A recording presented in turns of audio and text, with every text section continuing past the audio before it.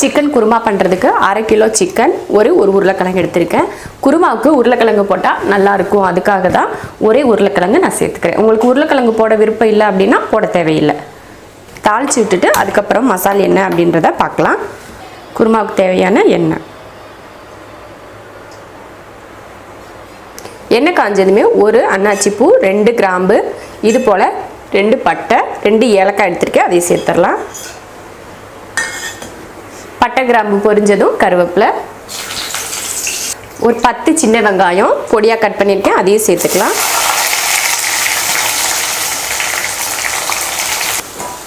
வெங்காயத்தை நல்லா பொன்னிறமாக வறுத்துக்கலாம். அதுக்கப்புறமா நம்ம மற்றதெல்லாம் சேர்த்துடலாம். வெங்காயம் நல்லா வதங்கிருச்சு. இதில் நம்ம தக்காளி சேர்த்துக்கலாம். இப்போது பெரிய தக்காளியாக இருந்ததுனால ஒரு தக்காளி போட்டிருக்கேன். சின்னதாக இருந்தால் 2 தக்காளி போட்டுக்கலாம். அதுக்கு மேலே தக்காளி அதிகமாகலாம் சேர்க்க வேணாம். சின்னதாக இருந்தால் 2, பெருசுனா 1 போதும். அடுத்து ஒரு உருளைக்கிழங்கு எடுத்தோம் இல்லையா, அதை சேர்த்துக்கலாம். அடுத்து சிக்கனையும் சேர்த்துடலாம். சிக்கனுக்கு தேவையான உப்பு, நான் எப்போவுமே சிக்கன் வதக்கிறப்பயே உப்பு போட்டு வதக்குங்க. அப்போ தான் நல்லா உப்பு பிடிச்சி நம்ம சாப்பிட்றதுக்கு நல்லாயிருக்கும்.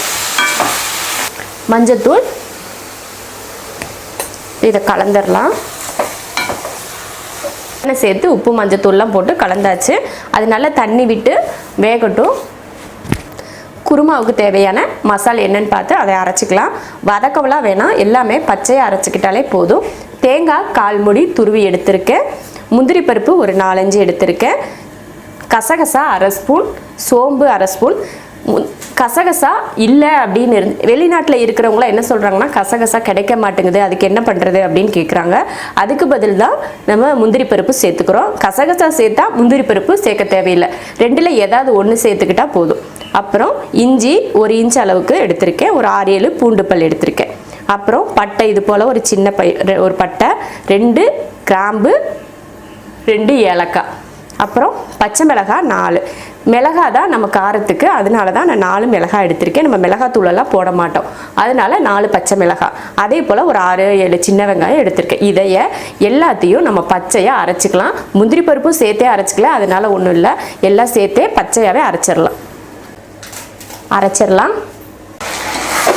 இப்போ சிக்கன் நல்லா வெந்து எண்ணெய் தெளிஞ்சு வந்திருக்கு. இப்போவே நல்லா சிக்கன் வெந்திருக்கும். இந்த மாதிரி எண்ணெயில் வதக்குனா தான் நம்ம இந்த சிக்கன் வந்து நம்ம சாப்பிட்றப்போ ரொம்ப நல்லாயிருக்கும். நம்ம அரைச்சோம் இல்லையா தேங்காய், சோம்பெல்லாம், அதை இதில் ஊற்றிடலாம். ஊற்றிட்டு அதை கழுவி தண்ணியும் சேர்த்து ஊற்றிடலாம். தேங்காயெல்லாம் ஊற்றினதுக்கப்புறம் உப்பு பத்தலைன்னா கொஞ்சம் உப்பு சேர்த்துக்கலாம். உப்பு கரெக்டாக இருந்தால் சேர்க்க வேண்டாம், பத்தலைனா மட்டும் சேர்த்துக்கிட்டால் போதும். ரொம்ப கெட்டியாக இருந்துச்சுன்னா கொஞ்சம் தண்ணி சேர்த்துக்கோங்க. இந்த அளவுக்கு தண்ணி இருந்தால் தான் அது கொஞ்சம் கொதித்து வரப்போ கரெக்டாக இருக்கும்.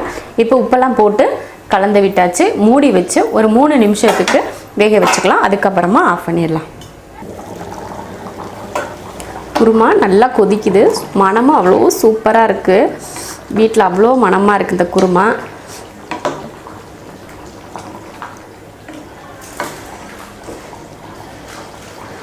அவ்வளோதான், உருளைக்கிழங்கு சிக்கன் எல்லாம் ரொம்ப நல்லா வெந்துடுச்சு.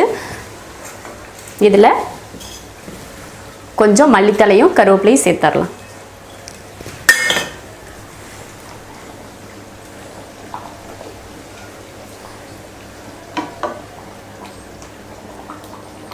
அவ்வளோதான், அடுப்பை ஆஃப் பண்ணிடலாம். இப்போது ஆஃப் பண்ணிவிட்டு மூடி வச்சிடலாம். மல்லித்தலை கருவேப்பிலையோட பச்சை மணம் அது உள்ளேயே இருக்கணும் அப்படின்றதுக்காக தான் மூடி வச்சுருக்கேன். ஒரு 3-4 நிமிஷத்துக்கு அதை எடுக்க வேணாம். அதுக்கப்புறமா எடுத்தோம்னா அந்த மணம் அப்படியே சூப்பராக இருக்கும். அந்த குருமாவோட அந்த மல்லித்தலை கருவேப்பிலை மணம் சேர்றப்போ ரொம்ப ரொம்ப மணமாக இருக்கும். வீடே மணக்கும், அந்தளவுக்கு சூப்பராக இருக்கும். டேஸ்ட்டும் பார்த்திங்கன்னா அந்தளவுக்கு ரொம்ப நல்லாயிருக்கும். இது சப்பாத்தி, பரோட்டா, சாப்பாடு, பூரி, இந்த மாதிரி எல்லாத்துக்குமே ரொம்ப நல்லாயிருக்கும். நீங்களும் இது போல் கண்டிப்பாக செஞ்சு பார்க்கணும். செஞ்சு பார்த்துட்டு எப்படி இருந்துச்சுன்னு சொல்லுங்கள். இந்த சிக்கன் குருமா உங்களுக்கு பிடிச்சிருந்தா லைக் பண்ணுங்கள். மற்றவங்களும் பார்க்கணும்னு நினச்சிங்கன்னா ஷேர் பண்ணுங்கள்.